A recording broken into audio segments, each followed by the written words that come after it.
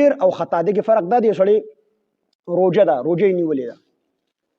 او د خپل روجه یې را د لړو بوته کینا سو به اسکلی یا چې کوم د خډوړې ته کینا ډوړې او خړله نو خود دا خبره ده چې د یې را د چې زما روجه ده روجه مکمل یې را ده نو کو دا وکړل په دې باندې روجه نه ماتيږي دا سړی چې کوم دی نسیان دی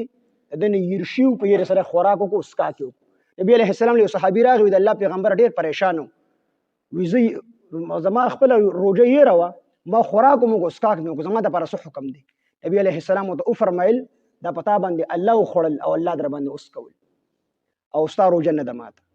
او خطا دی ته ویل شي لکه مونږ تاسو اکثر او د سکو سړی باز وخت روجه کې او د سکی او خلی ته وب اچي یا غلغلی کې نه غوبې تیر شي نو دلته پته چې زما روجه ده او په غلطۍ سره غوبې تیر شي امام شافعي سی وی چې د نبی عليه السلام د امت نه خطا او نسیان معاف شوي دي دا ته الله پاک معاف کړی دي خطا او یریدل دا د نبی عليه السلام د امت نه الله پاک معاف کړی دي نو امام شافعي سی وی د روجه نه ده ماته او امام ابو حنیفه رحمه الله زمون په نسبت باندې روجه ماته ده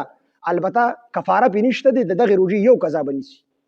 یو روجه به د دې په بدله کې نسی خو خطا کفاره پینشته دي ځکه چې خطا شو نو ګناه ورته معاف دي خو دغه روجه بنسي نو یو سړی خطا شو په خطا سره یو کار وکړو په خطا سره او یا یو سړی چې کوم دی یېرو نو دا ګناه د نبی عليه السلام د امت نه معاف ده نو ربنا ای رب زمونږ لا تؤاخذنا ته مونږ منی سي ان نسینا کو چې یېر شي زمونږ او اخطانا یا خطا شو مونږه